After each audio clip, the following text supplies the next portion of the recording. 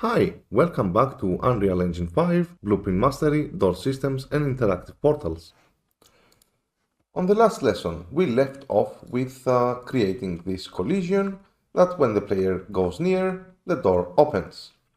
And to do that, we used the blueprint, the level blueprint, and we created the bind event to our trigger box on begin overlap.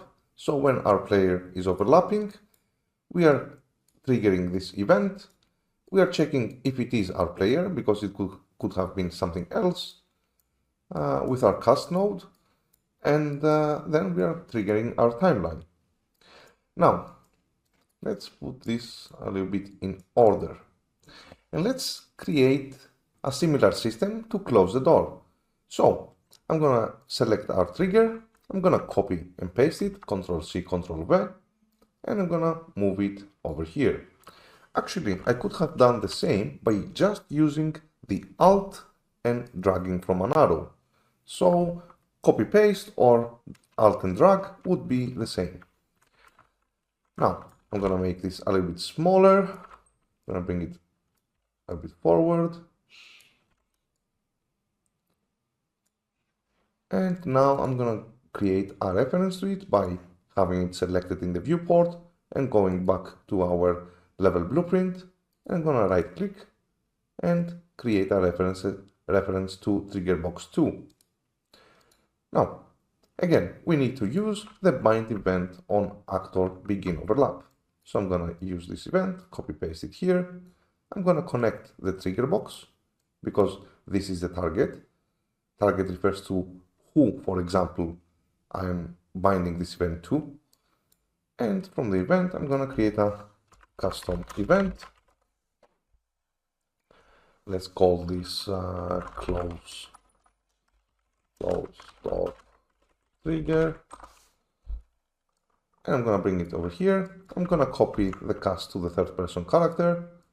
I'm gonna place it here, and I'm gonna connect this to reverse. So let's go now and play. And when we go near the door, it will gonna open the door. If I go over here, it's gonna close the door.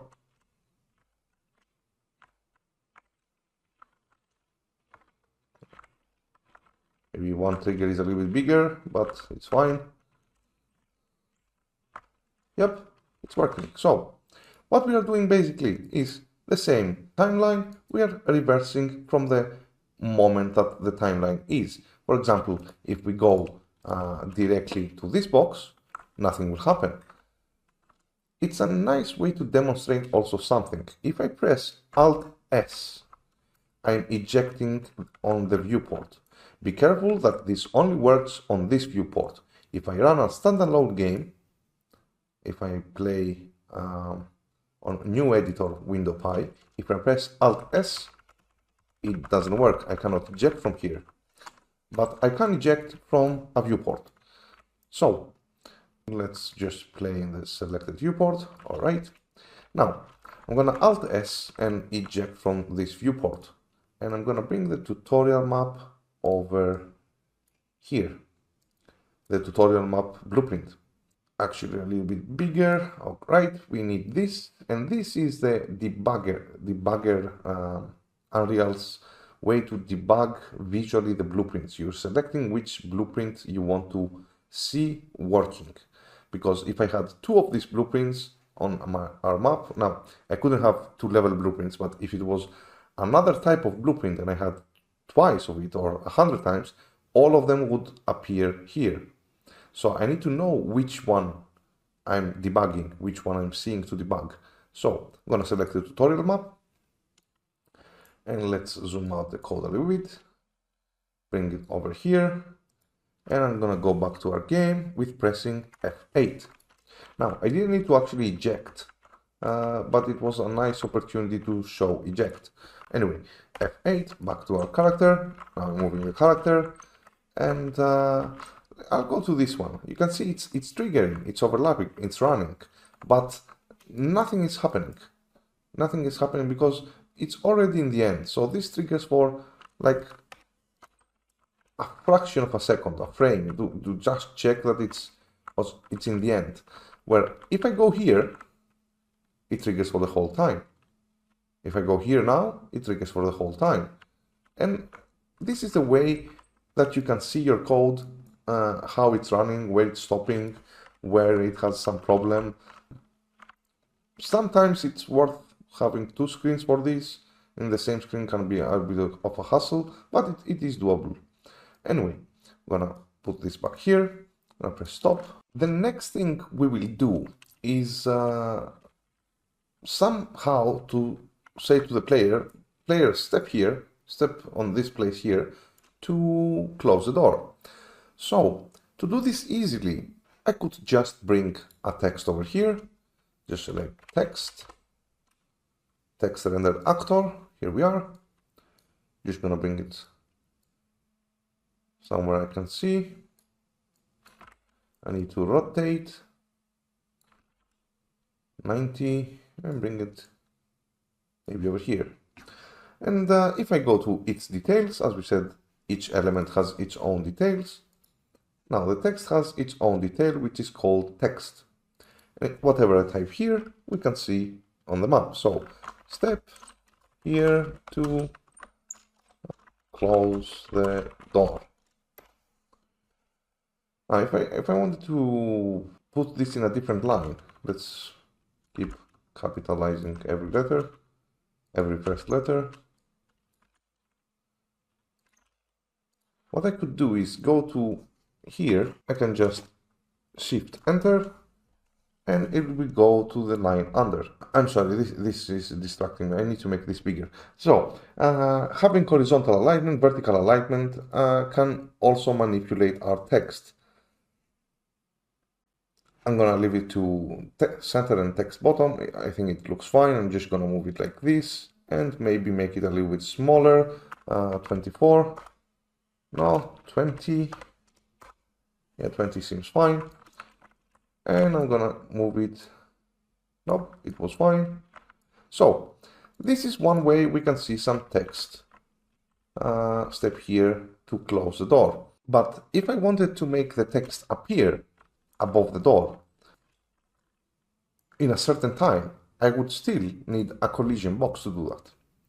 Now, we could fill the world with trigger boxes, and using the level blueprint, we could buy them. But what if I wanted to have just a trigger box that I can do plenty of things with it, and depending on my needs, I could change its functionality. This is where an actor blueprint comes into play. This is the difference between level blueprint, which is a blueprint responsible for the whole level, and we have the actor blueprint, which is responsible for its own self and doing the things that it is supposed to do. So let's go to our blueprints. Let's create a new one, not use test. Let's choose blueprint class. Let's choose an actor, and let's call this pp float text. Let's enter this blueprint. As we said, the level blueprint is responsible for the whole level. So its components theoretically could be the whole level. But this blueprint has this viewport. And as we described, this is where we can see visually some parts of our blueprint, what our blueprint is consisting of, for example.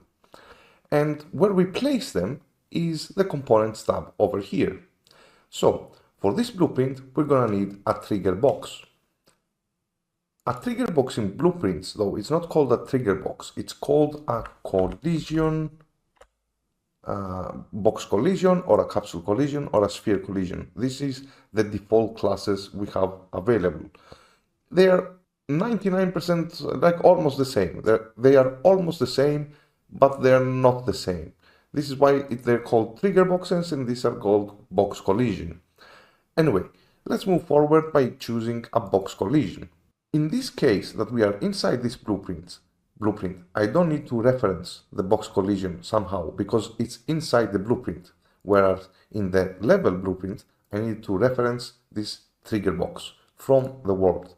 Right now, if I bring this blueprint inside the map, we can see the box collision, but I don't need to reference this inside here because it is belonging to this blueprint. When I need to call it in my event graph, I can just drag and drop it from here, or I can drag and drop it from variables and components. Remember variables? Components are also variables. And since we have the behavior of the trigger box close to our minds, let's examine the behavior of the box collision. As you can see, it has a very different details tab over here. And if I go to viewport and select it, it has a more close to the other one where with a few differences. Like for example, these events over here. Before we needed to call bind on event. So we can do this from here also. So bind on overlap.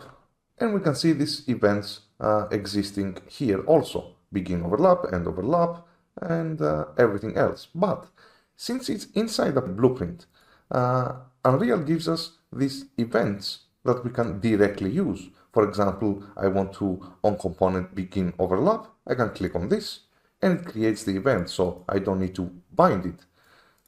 A little bit extra info, if I was calling it from another blueprint, for example, if I had a reference to this, let's say I have this box selected, I bring a reference here to this box. Now, from this box, I can get my, from this blueprint, I can get the box component. If I go down the list, get box, I can bind here because this, if I click here, we can see there is no events as it was in blueprint. So if I want to bind from somewhere else to this box, I still need to bind like this. Let me finish the demonstration. So I'm gonna bind on overlap, and then I would create a custom event. And as you can see, it has more options than the trigger box had. This is why I'm saying that it's not exactly the same. Anyway, this is just extra information. Let's go back to our blueprint and I'm gonna delete this box. We don't need it because we do have this event ready for us, and in the parentheses you can see which box it is. For example, we had 5 more boxes. Let's say this is box 15 more boxes. We can see that this is box 15. Now, I think this is a good stopping point for this one. I'm gonna see you on the next. Goodbye.